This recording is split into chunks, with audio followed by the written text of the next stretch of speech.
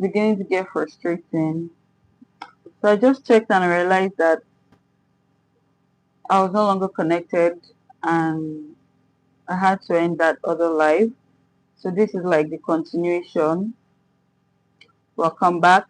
This is the continuation, and should I just wait a bit to see, or just go on?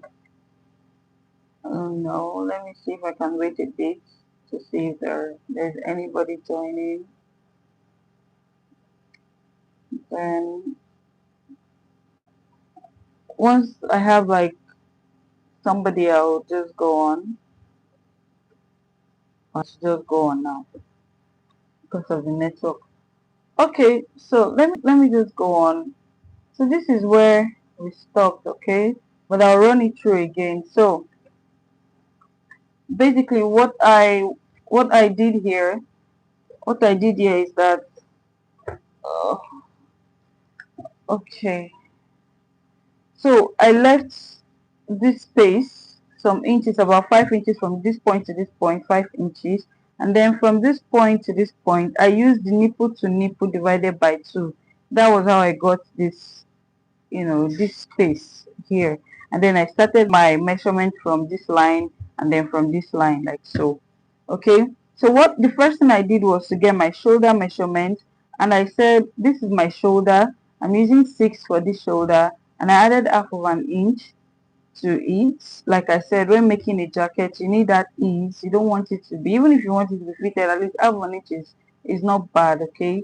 But you want it to be relaxed. You don't want it looking funny, okay? And this is the width, the neck width. This is the neck width, which is 3 inches, and also this is the chest line, okay? The chest line. This is the chest line. And I came down by 6 inches. That's the shoulder. I just came down by 6 inches and then extended this way by 6.5, just so I can connect it. All right, and then from there I got my armhole. This is my shoulder slope. This is my shoulder slope, okay? So I'm just going to connect um this way, right, to get my shoulder slope. And that's basically what we had in the first video. So now continue with this one.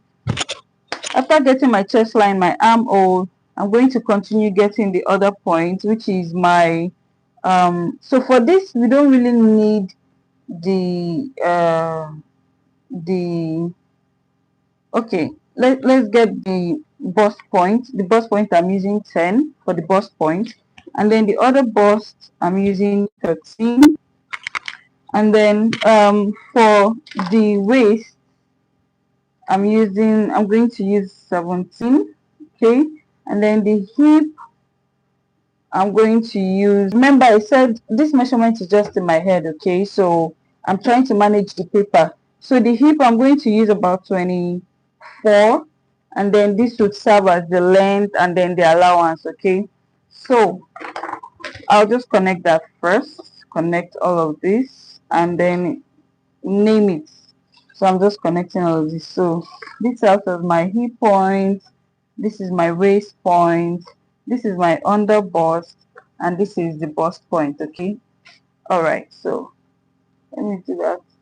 Okay, so we all, I said this space now is the space for the using your nipple to nipple, that your nipple to nipple divided by 2. That is this space that you can see here. That's the space, okay? So moving on, the next thing we want to do, and this is the extension we need for the double breasted, like that should I call it an overlap? The overlap you see on the dress, the overlap, this is what you need. The nipple to nipple, you can extend it more, you can extend it more than the nipple to nipple, but for a smart look I usually advise the nipple to nipple, or just the nipple to nipple that's divided by 2 plus 1, okay? But it shouldn't be extended too much. It's going to look funny, of course, except if it's for the sake of fashion. You know how fashion is. So the next thing I want to do, I just want to connect to get my circumference, and I'll just mark. So for this I'm going to use 7. So I'm dividing, of course, your circumference divided by 4, right? So on the chest line I'm getting my bust measurement divided by 4 and I'm marking it, and I usually put 1 inch for ease if I'm adding sleeve. Now I'm going to leave this bust point on my under bust. I'm going to get the under bust divided by 4. So I'm just, like I said, this measurement I'm using is just in my head. I'm using the same measurement that is for my under bust on the waist. So but if you're making it for yourself, of course you use your exact body measurements, right? So on the hip I'm going to, I'm going to just use what I have in my head, and then this is what I'm going, whatever I have here, okay, as the hip is what I'm going to extend, is what I'm going to extend. So let me confirm what I have. Okay, that's what I'm going to extend here. Okay, I'll just take it down. So basically what I need to do now is to connect all the dots so that I have my shape. Connect all the dots using the straight ruler, my curved ruler rather. Connect this and connect this way. Okay, so yes, we have it. Usually if you're making a normal jacket that the button is in the middle, you just need to come out from this line by 1 inch. Just need to come out from this line by 1 inch. That's what you need, right? But like I said, for this particular tutorial, it's a double breasted. We need the nipple to nipple so that it can overlap each other. Okay, so the next thing I want to do is I want to use this place now to get my back neck, right? Our width is the same thing. Hello Iyabo, hello Alex, welcome. So our width is the same thing both for front and back, so I use 3 inches for the width. So I want to get, because the back is just, this is the back, right? This is what you need for the back. You don't need to have all of this extension. This one that I have here, you don't need this space, you don't need this space. This is what you need for the back. Let me cover it so you can see. So this is basically what you need for the back, right? So this is basically what you need for the back. Add your darts. Simple as that. Okay, so I'm coming down by 1 inch. I'm coming down by 1 inch. You don't want it to be too low. Okay, and then I'm just going to get the curve like this. So with this now, I'll place my ruler, my tape rule like this to get what the back is giving me is 3.5. The back is giving me 3.5. Okay, so is this 3.5 that I'm going to, from here now, from this neck width, I'm going to just go out by quarter. That's over an inch. If you understand what I mean. So from this point now, I'm going to go up by 3.5. Okay, I'm going to go up by 3.5. If you notice, I did not do it straight. I kind of like slanted it. Okay, I didn't do it straight. If you see my placement, I didn't do it straight, I slanted it.